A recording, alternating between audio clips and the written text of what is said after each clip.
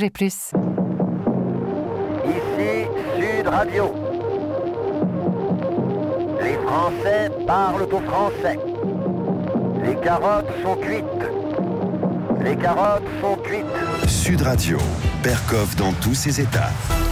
Oui, mais de quoi les Français parlent-ils aux Français? Et puis les Français doivent aussi se préoccuper de ce qui se passe un peu partout, de ce qui se passe notamment à Helsinki, à Téhéran, à Alger, à Jakarta, à Amsterdam, au Caire, à Cologne, à Riyad et aussi évidemment à Paris, avec quelqu'un qui témoigne en profondeur de ce qui se passe. On accueille votre invité André Berkoff, Jeannette Bougrabe, ex-secrétaire d'État à la jeunesse qui publie Lettres aux femmes voilées et à ceux qui les soutiennent aux éditions du Cerf. Alors, Jeannette... Sud Radio, Berkoff dans tous ses états. Le face-à-face. Eh bien oui, j'étais pressé de vous parler, Jeannette, et je voulais rappeler aussi que vous êtes docteur en droit à l'université Panthéon-Sorbonne, que vous êtes ancienne présidente de la HALDE, vous avez été ministre, ça on l'a dit, et vous avez écrit plusieurs ouvrages, mais on voudrait parler justement du livre que vous venez de publier aux éditions du Cerf, Lettres aux femmes voilées et à ceux qui nous soutiennent. Et vous faites un constat sur ce qui se passe un peu partout. D'abord, commencez à Helsinki où vous étiez en tant que conseiller culturel, et vous racontez comment vous avez amené votre fille à un cours de danse et qu'à côté de vous, il y avait une femme voilée, très, très, très voilée, niqabée, on peut dire, et que ça vous a choqué en disant dans ce pays où ça ne doit pas exister, qu'est-ce qui se passe, etc. Et puis vous êtes remonté et vous avez regardé ce qui se passe un peu partout. Et effectivement, c'est un constat assez accablant. Et on a l'impression presque en vous lisant, et j'ai au bout du livre, mais on se dit, oui, mais alors quoi, ce sera toujours comme ça, on en a parlé, on continue d'en parler, on a raison d'en parler, et on se dit, est-ce que ce sera toujours comme ça, Jeannette Bougrabe? On a l'impression que vous faites un constat, mais on a envie de dire, et alors, qu'est-ce qu'on fait? Ce qui s'est passé en Finlande, moi jamais j'ai pensé que j'écrirais un jour un livre sur le voile en fait. Je me suis dit depuis 89, pourquoi à nouveau parler de cela?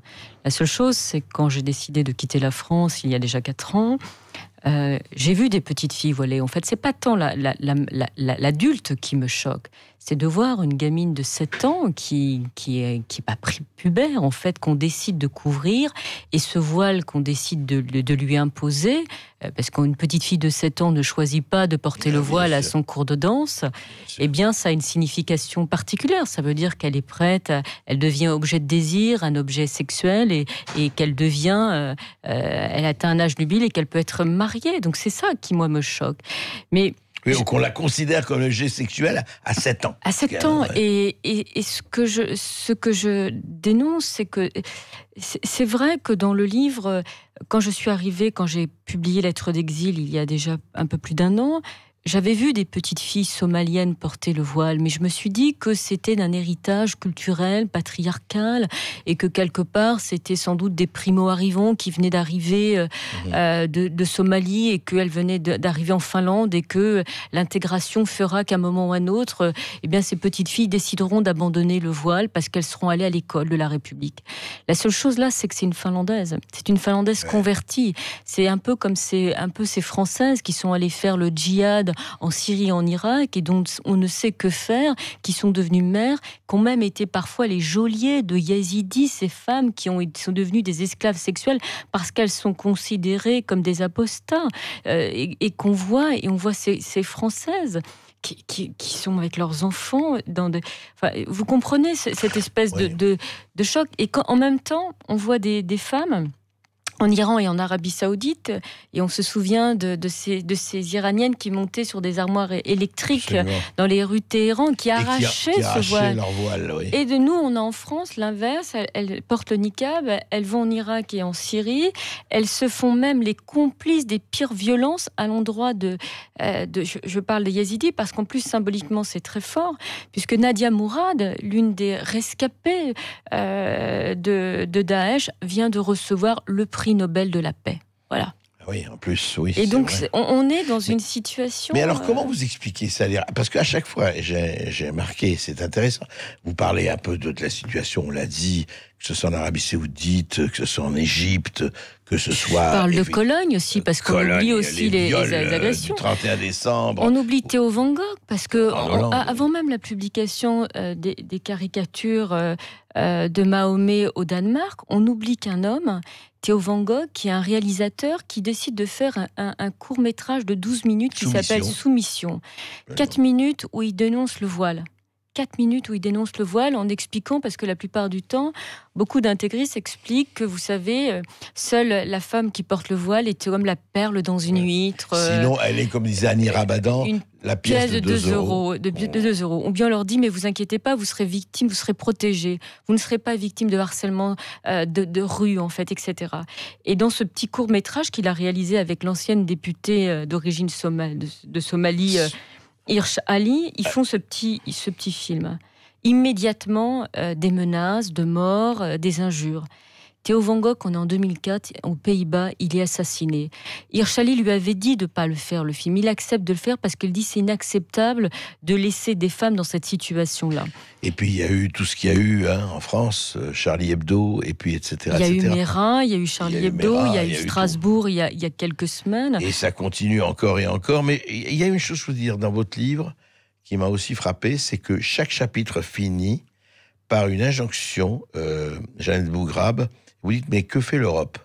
Pourquoi ? Et la question que je voudrais vous poser, et votre interprétation personnelle, vous dites, mais c'est incroyable, en Europe, il y a des idiots utiles, il y a des gens qui acceptent, alors que ces Iraniennes, ces Saoudiennes, vous en parlez, emprisonnées, torturées, quelquefois décapitées, qui se battent effectivement pour leur liberté, eh bien ici, on cherche des justifications, ici, je parle en Europe, en France en particulier, des justifications. À chaque fois, vous revenez là-dessus. Comment vous expliquez cette espèce de complicité glauque ? L'Europe, je mettrais peut-être une réserve avec la Suisse et le Royaume-Uni, parce qu'au Royaume-Uni, ils ont accueilli Shirin Ebadi, la prix Nobel de la paix d'origine iranienne qui a été emprisonnée. Il y a Malala. Oui, mais il y a les tribunaux qui appliquent la charia. Oui, mais voilà. Et beaucoup sont réfugiés aux États-Unis ou au Canada. Et on l'a vu, cette jeune Saoudienne qui s'est échappée de son pays pour échapper. C'est-à-dire qu'il faut savoir que l'Arabie Saoudite, pour de nombreuses femmes, enfin pour toutes les femmes, parce qu'elles n'ont pas le droit de voyager sans l'autorisation d'un homme, eh bien c'est une prison à ciel ouvert. Mais vous comprenez bien que elle a été, on l'a arrêtée à Bangkok et elle trouve où ça l'asile ? Eh bien au Canada. Qui a dénoncé la situation de la sœur de Raif Badawi, qui est aujourd'hui emprisonné parce qu'il était laïque. Absolument. Je rappelle qu'il est condamné à 10 ans de prison et à 1000 coups de fouet qu'il reçoit tous les vendredis après la prière du vendredi. C'est au Canada. Et aujourd'hui, la France, qui devrait être cette terre d'asile pour ses militantes et ses militants du droit des femmes, elle ne l'est plus, pour des intérêts qui sont des intérêts économiques, pour des intérêts parce qu'on doit vendre telle ou telle chose. Mais c'est inacceptable. Aujourd'hui, autrefois, la France était une terre d'asile pour les... Enfin, en même temps, je dis ça, mais on accueillit la Yalta Khomeini, donc je ferais mieux de... On accueille une terre d'asile pour tout le monde. Donc, du coup, je suis... Mais je trouve un peu dommage... Non, mais au-delà de la terre d'asile, comment vous expliquez que intellectuellement, il y a des gens, que ce soit des intellectuels ou autres, qui essaient de justifier ça. Vous vous rappelez très bien dans votre livre Michel Foucault, accueillant comme une libération l'ayatollah Khomeini, Michel Foucault, quand même, pas le moindre des intellectuels et des philosophes, et puis d'autres. Est-ce que c'est ça le côté substitution ? On n'a pas fait la révolution, donc on se trouve des opprimés, de nouveaux opprimés. C'est quoi ? Je pense qu'il y a toujours l'idée, il y a une sorte de confusion et de méconnaissance sur la signification du voile. Et je trouve que quand même, c'est Salman Rushdie, lui qui vit sous le joug d'une fatwa depuis presque 30 ans, qui est par miracle et encore vivant, explique bien les choses. Il explique, lui, il est d'une famille musulmane, donc que sa grand-mère ne portait pas le voile, qu'elle n'aurait jamais accepté que ses 3 filles portent le voile, et il explique très très bien comment il y a cette instrumentalisation du voile aujourd'hui en Europe. Et il explique en disant quelque chose de très fort, enfin il dit quelque chose de très fort, à partir du moment où on le porte et on le brandit, on le défend, on devient complice de ceux qui imposent à des femmes ce voile. Voilà, il y a cette histoire de ce principe de complicité. Voilà. Oui, parce que celles qui disent ici en Occident, oui, mais moi j'ai choisi librement le voile, mais regardez les millions qui l'ont pas choisi et qui sont obligés. Et moi, ce qui me surprend, c'est qu'il n'y a jamais de manifestation particulière pour soutenir les femmes qui sont détenues dans les geôles. Le New York Times a publié il y a une semaine, en fait, la tribune de la sœur de Loujain, qui est l'une de ces militantes qui a été arrêtée par le prince Ben Salman le jour où les femmes ont le droit de conduire en Arabie Saoudite. Elle le publie dans le New York Times et elle fait une sorte d'injonction. Vous voyez, je ne suis pas la seule à faire des injonctions, il y a beaucoup de femmes dans le monde à vouloir enjoindre un changement. Et c'est à propos du secrétaire d'État américain Pompeo qui va en Arabie Saoudite et il l'interpelle. Le New York Times fait un papier sur cette jeune saoudienne qui trouve l'asile. Et donc, on se dit que quelque part, il y a un peu plus l'écho en réalité de ces nouvelles héroïnes, alors qu'en France, on va porter davantage on porte plutôt l'attention sur les femmes voilées plutôt que celles qui n'ont pas la liberté de ne pas le porter. À qui on impose le voile véritablement. On l'impose, mais c'est même plus imposé. Il faut savoir que pendant la décennie noire en Algérie, des femmes ont été égorgées. Des femmes ont été emprisonnées sur le même modèle que Daesh, c'est-à-dire en étant des esclaves sexuels. Des gamines, je parle de Katia, et la lettre de ce père, à 16 ans, elle refuse de porter le voile. À 16 ans, on n'est pas sérieux. Et donc, elle se fait... Elle est morte. Alors, au moins pour hommage, par respect pour ces victimes-là, on peut se poser la question de la signification aujourd'hui du voile. Tout à fait. Mais je crois, Jeannette Bougrabe, qu'effectivement, ce constat est absolument accablant.